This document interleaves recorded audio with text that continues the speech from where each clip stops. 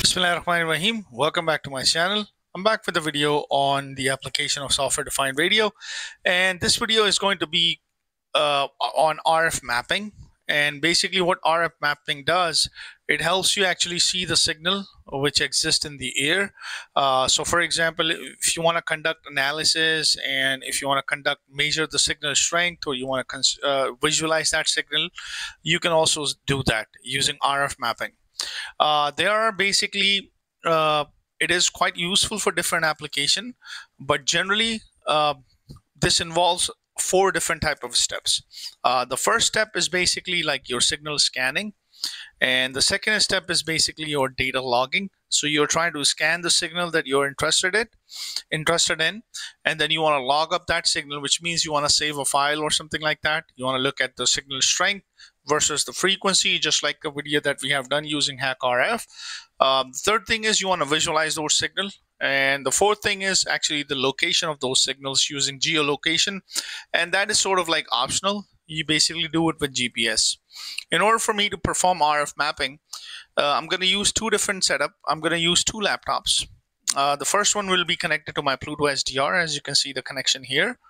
The second, I'm going to use another laptop to transmit a signal using our HackRF, so we can visualize that signal and we can see the spectrum as well.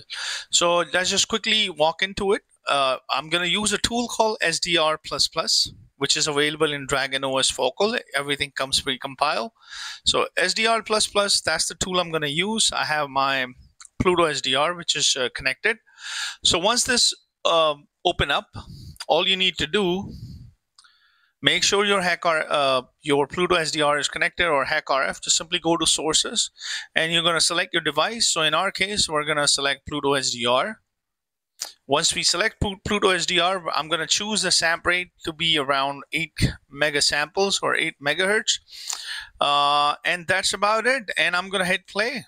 So I'm going to hit play. And I'm going to turn this wideband off to continuous wave signal. And I'm going to turn off the volume of this so I can just visualize the signal. Now, PlutoSDR that I'm using, it goes from 325 megahertz all the way up to 3.8 gigahertz. So I'm going to change this frequency to around 435 megahertz, which is 70 centimeter band. And I will also go into that as well. What do I mean by 70 centimeter band? And I'm going to increase the gain now, this PGA gain, and I want to increase this gain so you'll be able to see the spectrum. I'm going to increase this and I'm going to zoom in on it. So let me just do this and let me zoom in on it. Not like this, actually. Here we go. Here we go. So you can see that around, so once I play around with this gain, this is where my signal is, and you can always zoom in on it. So my noise floor is somewhere around negative 126 dB at 435 megahertz. And one thing, while we're actually doing this RF mapping, one thing we can do, we can record this signal as well. So for example, this can be recorded here in terms of the recording. If you go here, which means the second part of RF mapping is actually to record the signal. So you can record this into a wave file, into an integer float, or you can just record the baseband signal and you can hit record, you can record it. And so you can process this later on and so on. So, and we are already visualizing this using our waterfall graph in our spectrum. So one thing, let me just make one thing clear, in a sense, that what do I mean by when I have 70 centimeter ham band? Basically, when you think of this, normally this terminology is being used by ham radio operators, that we are using a 70 centimeter antenna or 70 centimeter band. What that means is basically this. Just simply go into your calculator. Let me open up a calculator. And let's just quickly look at where this band is starting from first. So if you were to look at it, so this band is starting from 420 megahertz. This is where this band is starting, and it's going to end at about 435 megahertz. So 435 megahertz. So 420, and it goes all the way up to 450 megahertz. So you're going to pick up your lower frequency, which is 420, and simply go to your calculator and go to settings, get a scientific calculator. And what we're going to do, this 70 centimeter ham band basically means it's the wavelength. So anything that is in meters, centimeters, millimeters, they are all corresponds to wavelength. So wavelength, the definition of wavelength is equals to C over F, where C is speed of light and F is the frequency of operation. So C of the speed of light is 3 times 8 meters per second divided by whatever the frequency is. So we're going to pick up the lower frequency, which is 420. That's where the 70 centimeter band is starting from. So 420 raised to 6, and you get about 71 or close to 70 meter band. So this is what 70 centimeter band is. So when you think of it in ham radio operation, when this is 70 meters or 1 meter, so the bigger the number is going to be, the lower the frequency is going to be. The smaller the number is going to be, the higher the frequency is going to be. This is how it is, because wavelength and frequencies are inversely proportional to each other.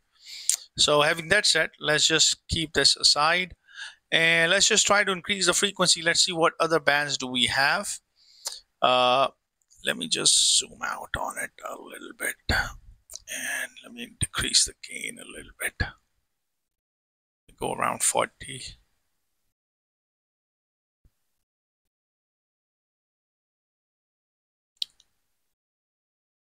Right here. All right, let me just increase this frequency. Let's see what other activity is going on. So I can see that I have something, a transmission which is taking place at 485 megahertz. Then we will go to other values, like for example, I will have here. All right, here we go. So at around 600, 610, 610, 611, I also have another transmission which is taking place. And these are dedicated for different purposes. And then if you see that 620, I have a lot of transmission which is taking place. The signal strength is somewhere around -105. So let me go in, increase this like this. So at 700 megahertz band, you can see that a lot of transmission is also taking place, like right here. Because 700 megahertz band is generally a band for your, in some places it's also for like your 4G and 5G band. And if you move further, here we go, you have somewhere another transmission which is taking place somewhere around 766 megahertz. And then if you go further, here we go, you have 799, you have some transmission which is taking place. And then you have GSM 800 band, which is also there. There's transmission related to GSM 800 band, such as the GSM 800 band. And then after that, you have 33 centimeter band, which is generally at around 902. And it's going all the way up to, I believe, 928. And then after all of this, this is actually GSM 800 downlink band. Let me just simply increase this frequency. Then you can go to 1090. That is basically your ADSB. This is where the ADSB takes place. Then if you increase this frequency, you have another band which is 23 centimeter ham band. Same way you're going to calculate. You have some transmission. Then you have like 1575 or 1500 band, which is dedicated for your GPS and stuff like that. Then if you go further, this is GSM 1800. And this GSM 1800 basically is, let me zoom out. Here we go. So this is a very strong signal at 1800 megahertz band. So this is GSM 1800.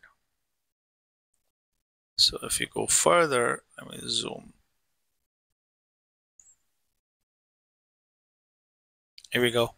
At 2100 megahertz, you will have, this is your 4G 4G in this region operate at 2100 megahertz. And then if you go further, you will have a band, 13 centimeter band, and then you will have your what do you call it, ISM band at 2.4 gigahertz, and so on. So basically, this is the way you're actually going to map it. You're seeing the map using your waterfall graph and things like that. You can lower the frequency down and so on. You can see this transmission which is taking place and so on. So this is what you're basically looking at it in terms of RF mapping. And we're going to actually try to introduce a signal using HackRF from my other laptop. So for that, I'm basically using an HackRF transfer command. You can see this, and I'm going to try to transmit at 2.438 gigahertz. This is where I'm going to transmit this, and we will see the 2.438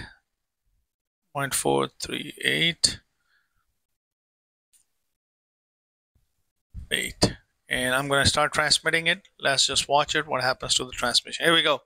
So basically what I've done, I have used my HackRF to transmit a text file at that particular frequency, and you can see the spectrum is going all the way, and this is working quite fine. Then you can try different of course the transmission and the gain is basically a function of, it will be one of the function of antennas. This antenna is properly designed for 2.4 gigahertz frequency. Let's say if I try to transmit the same signal, let me turn off the transmission. This is what the turn off transmission looks like. And let me change this at 435 megahertz. Let me change this to 435 megahertz, and let's see the effect. So let's see what happens at this point. Is it going to be that effective? All right, so let me try to transmit. You can see this, there's only this spike that is there. Let me turn off the transmission and notice this particular spike. This will be gone. Now when I try to transmit it again, you will see the spike will come in. So it was taking much wider spectrum because the antenna was properly designed for that particular frequency. But at 435 megahertz, the performance of this antenna is basically an average performance. You're not seeing much of a difference in terms of your spectrum. Let's try to increase this to 1438. I don't know. Let's try to transmit the same signal at 1438. Let me turn this off and let's see. And let me try this at 1438 and let's see what happens. Let me simply go in and let me change the frequency of my script and let's see what happens. Here we go. So the antenna was not designed for lower frequencies. That's why you are not seeing much of an effect in your SDR++. It was basically designed for like higher frequency, which means antenna size was smaller. The smaller antenna size that I'm using, either it could be that or the antenna that comes with PlutoSDR.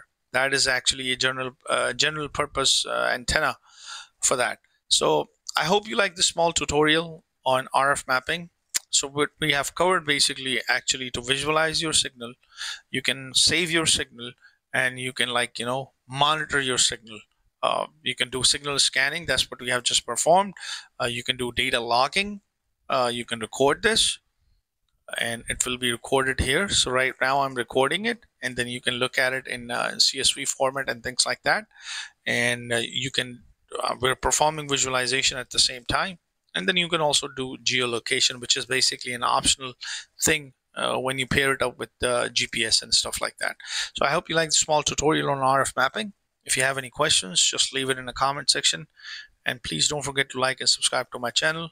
And thanks for watching.